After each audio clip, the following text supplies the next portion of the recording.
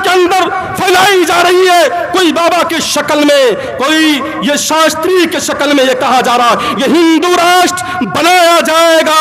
अभी बाबा बागेश्वर का बयान फिर आया, वो ये कहते हैं कि इस हिंदुस्तान को हिंदू राष्ट्र बनाया जाएगा। बाबा बागेश्वर जी, आपने हिंदुस्तान की तारीख को नहीं पढ़ा। अगर आप हिंदुस्तान की तारीख को पढ़ लेते, कभी ये अल्फाज आप इस्तेमाल न करते, इस हिंदुस्तान को हम हिंदू राष्ट्र में तब्दील करेंगे। नौजवानों, ये हिंदुस्तान ऐसे आजाद नहीं हुआ, इन गोरों को ऐसे नहीं भगाया गया, बल्कि यहाँ के हिंदू मुसलमान ने अपने जान का नजराना पेश किया।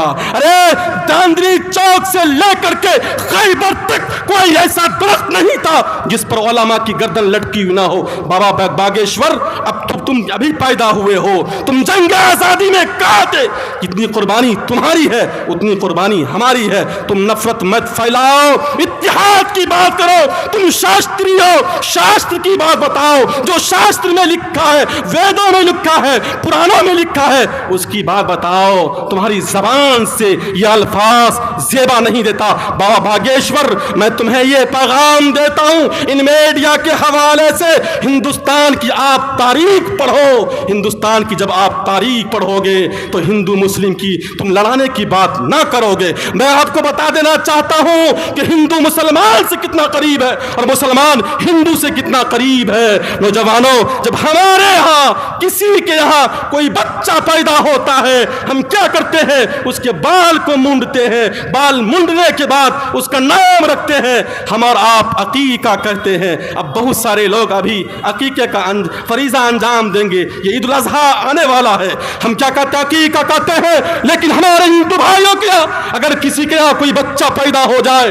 किसी बच्चे का जन्म हो जाए, तो वो भी क्या करते हैं? उसके बाल को मूंडते हैं और उसका नाम रखते हैं, जिसको वो कहते हैं नामकरण संस्कार। हिंदू मुसलमान से कितना करीब है। बाबा बागेश्वर, सुनो कि हमारे यहाँ अगर किसी की मृत्यु हो जाती है, किसी की मौत हो जाती है, तो हम क्या करते हैं? उसकी जनाजे की नमाज पढ़ते हैं। नमाज पढ़ने के बाद जब हम कब्र के अंदर जाते हैं दफनाने के लिए, तो उसका रुख उत्तर और दक्षिण होता है। और हमारे हिंदू भाइयों के यहाँ अगर किसी की मृत्यु हो जाए, वो भी क्या करते हैं? जब चीते को जलाते हैं तो क्या करते हैं? उसका रुख भी उत्तर और दक्षिण रखते हैं। हिंदू मुसलमान से कितना करीब है और मुसलमान हिंदू से कितना करीब है। हमारे यहाँ जब कोई मुस्लिम समुदाय के लोग हज पर जाते हैं, हज का यात्रा करते हैं, वो दो किस्म के लिबास को पहनते हैं, जो सफेद हुआ करता है। और हमारे हिंदू भाई जब तीर्थ यात्रा पर जाते हैं, वो भी दो खास किस्म के लिबास को पहनते हैं। हिंदू मुसलमान से कितना करीब है और मुसलमान हिंदू से कितना करीब है,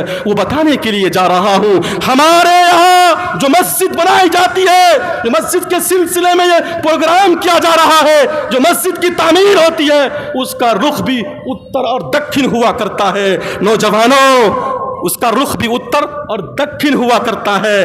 और हमारे हिंदू भाई जब मंदिर की तामीर करते हैं, जब मंदिर बनाते हैं, उसका रुख भी उत्तर और दक्षिण हुआ करता है। हिंदू मुसलमान से कितना करीब है और मुसलमान हिंदू से कितना करीब है। नौजवानों, सबका खुदा एक है, चाहे वो हिंदू हो चाहे वो मुस्लिम हो।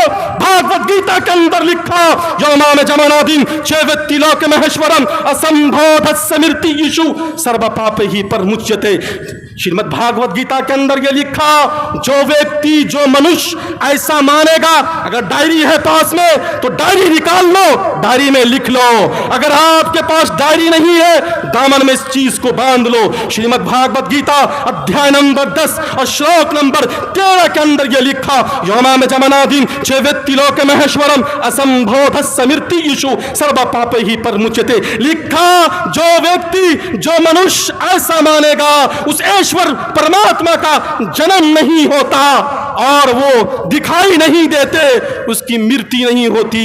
ये तीन क्वालिटी जिस शख्स के अंदर हो वो खुदा होगा, और जिसके अंदर ये तीन क्वालिटी ना हो, जो दिखाई देता हो, वो खुदा नहीं हो सकता। जिसकी मौत होती हो वो खुदा नहीं हो सकता, और जिसका जन्म होता हो वो खुदा नहीं हो सकता। ये मैं नहीं कह रहा हूं, भागवत गीता के अंदर ये लिखा, यौमाम जमानादिन चेवेत्ति लोक महेश्वरम असंभोधस्य मृत्युषु सर्व पाप ही पर मुचते। जो व्यक्ति, जो मनुष्य ऐसा मानेगा, ऐसा मानने से क्या होगा? सर्वा पाप ही पर मुचते, वो तमाम पापों से पाक हो जाएगा, वो तमाम पापों से मुक्ति हो जाएगा। नौजवानों, हिंदू मुसलमान की लड़ाने की बात न करो।